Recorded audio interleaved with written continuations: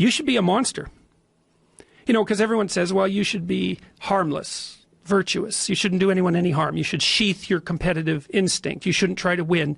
You know, you don't want to be too aggressive. You don't want to be too assertive. You want to take a back seat and all of that. It's like, no. Wrong. You should be a monster, an absolute monster, and then you should learn how to control it. Do you know the expression, it's better to be a warrior in a garden than a gardener in a war? Right, exactly. That's exactly it. Yeah. And that's exactly right. And so when I tell young men that, they think, well, lots of them are competitive. They're low in agreeableness, you know, because that's part of being competitive temperamentally. It's like, is there something wrong with being competitive? There's nothing wrong with it. There's something wrong with cheating. There's something wrong with being a tyrant. There's something wrong with winning unfairly. All of those things are bad. But you don't want people to win? What's the difference between trying to win and striving? You want to eradicate striving? Carl Jung said, this is one of my favorite Carl Jung quotes, he said, modern man does not see God because he will not look low enough. I really like that. And so, you know, I've been telling the people that I talk to the same thing. It's like, you have a certain amount of potential within your grasp. You may find what you have contemptible because you're not in a position of power. This modicum of possibility that's been granted to you is beneath you. And so you do nothing with it. And so you get nothing from it. You take that seriously. You do the small things you can, the humble things that you can to put yourself together in those tiny, embarrassing ways that are real. And if you do that enough, you'll fortify yourself. And that will work. One of the problems with being reasonably wealthy when you have children is that you deprive them of privation. Because a lot of what makes people mature is necessity. And if you have, for example, if you have more money than you know what to do with, roughly speaking, it's very difficult to say no to your children when they want something. Because why are you going to say no?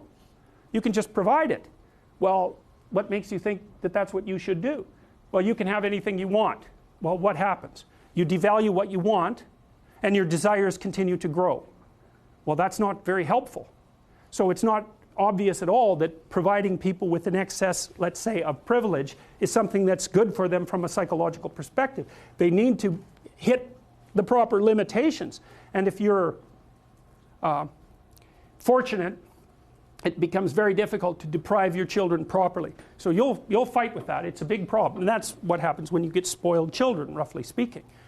But sometimes the reason that you're suffering is because you just won't let go of the thing that's biting you. And you think, well, I can't let go of, and I've had clients like this. I can't stop communicating with my mother, who phones me 3 times a day, every day of my life, and never says anything that isn't unbelievably critical and demeaning. I can't let that go. It's like, well, that's not such a good idea. The funny thing too, often when people let something like that go, it goes away, sorts itself out, and then comes back. So they don't even end up losing it. But unless they're willing to let it go, to sacrifice it, they make no headway whatsoever. And so one of the rules is, if people are impeding your development, you sacrifice your relationship with them, right? It's a very, very rough rule. Let's say I have something of value in a social organization, and I'm going to let it go because I'm relying on a corresponding reward or a greater reward in the future. It's a contractual relationship with other people. It's not a relationship with nature. It's that we've organized ourselves into a social structure, and we're willing to maintain the integrity of the social structure across time, so that if I give up something now, I can be paid for it in the future. And the deal is, we're going to try to keep the future the same as the present, so that those contracts can be met in the future. That's money. That's what money is, right? Here's some money. You made a sacrifice. That's why you get the money. What does the money signify? It's a promise from the community. You have a family, I have a family. Your brother kills my son. So what do?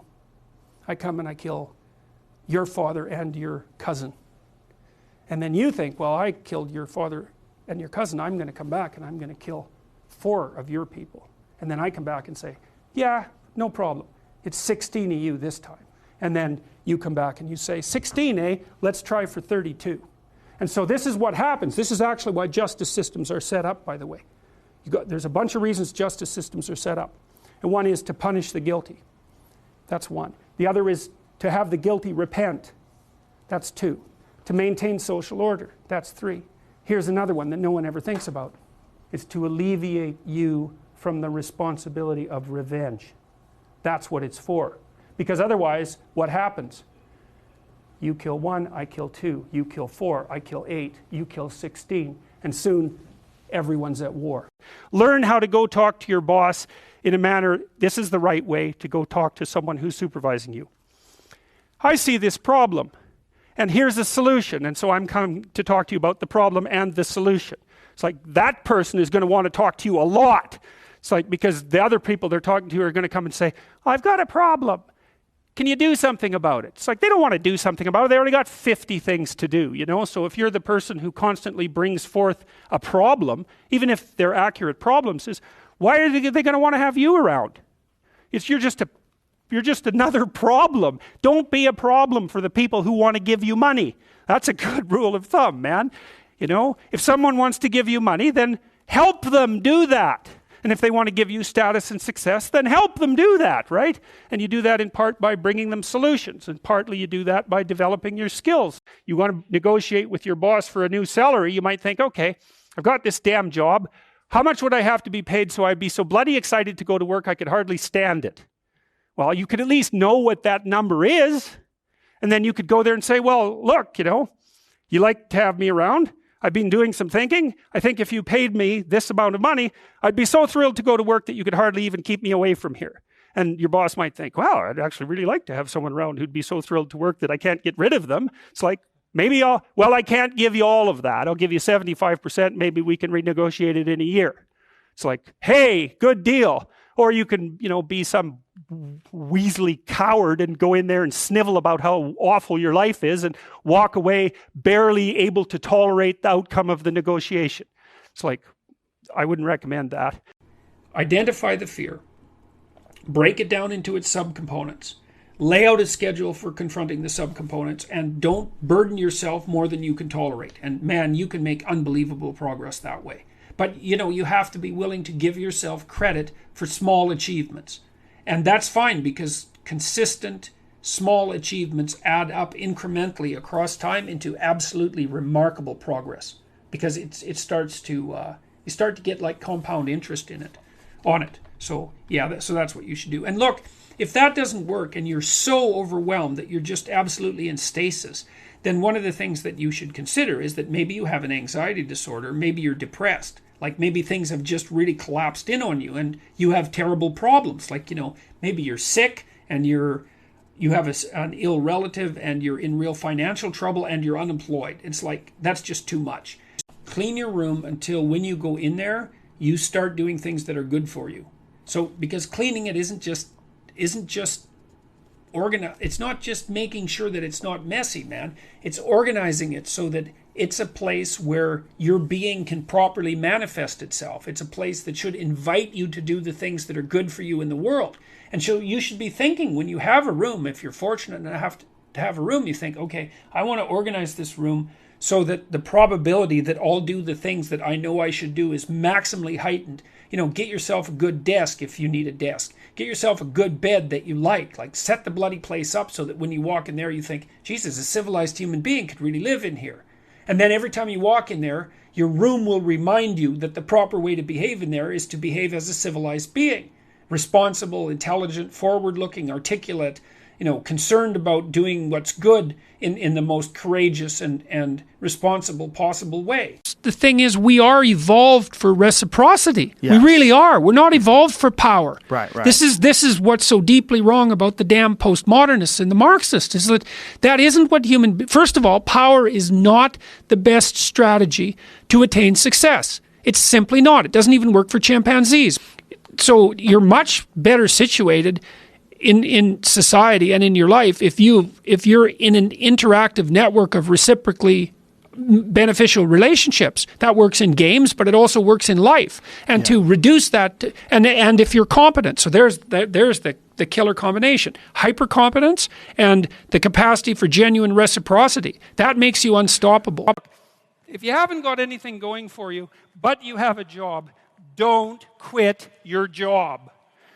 Whether you hate it or not, it's like, man, that's what you're hanging on to the edge of the world with your fingertips, you know? Don't let go. Oh, if you can find a better job, okay, fine. But you don't just quit, because then what? You're done. Why don't you just try to work as hard as you can at your damn job for like 6 weeks, right? All flat out. You know, if you work 10% longer hours, you make 40% more money. That's something worth thinking about. You know, you've got a job, maybe you show up 15 minutes early and you leave 15 minutes late. You know, and you actually work and your boss notices, because he would probably notice, and then maybe someone's going to get promoted and maybe it'll be you, because something's going to tilt the scales, and that little extra bit of work done without cynicism and resentment might be enough. Drop what you're doing that's foolish, that you know is foolish, and pick an aim that's worthwhile, you know, to make things better for yourself, like you're worth taking care of, like you're worth something, you know, and to surround yourself with people who believe the same and who are rejoicing in your accomplishments and unhappy when you fail, right? And you're comparing yourself to your accomplishments of yesterday and not to someone else's today, so that you're not jealous and bitter. And you put your own house in order so that you're not cursing the world when some of its disarray might be your fault. And you're trying to pursue something meaningful, and you're doing your best to tell the truth and all of that. And then you see what happens. Who the hell are you? Yeah, look, if you claim culpability long enough, people are going to believe you, and so will you. And once you're culpable, you will not defend yourself because you don't have a moral leg to stand on. You'll be justifying your own oppression, and you deserve it. You're culpable? Okay. What claim do you have to your position then, even in your own eyes? It's appalling to see this. It's absolutely appalling. And that's not to say that discrimination doesn't exist. Of course it exists, and it's not good. It serves no one except people who have their positions because of arbitrary power. You think, well, you get married and you live happily ever after. It's like,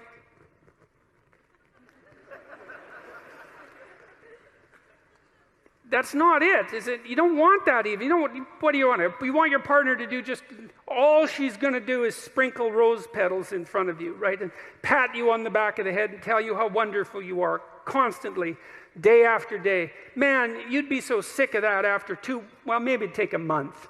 But let's say 2 weeks. You'd be, because you know she should be more on the side of who you could be than on the side of who you are. And if she's deluded enough or terrified enough to worship you in your current form, then, well, that doesn't say much for her.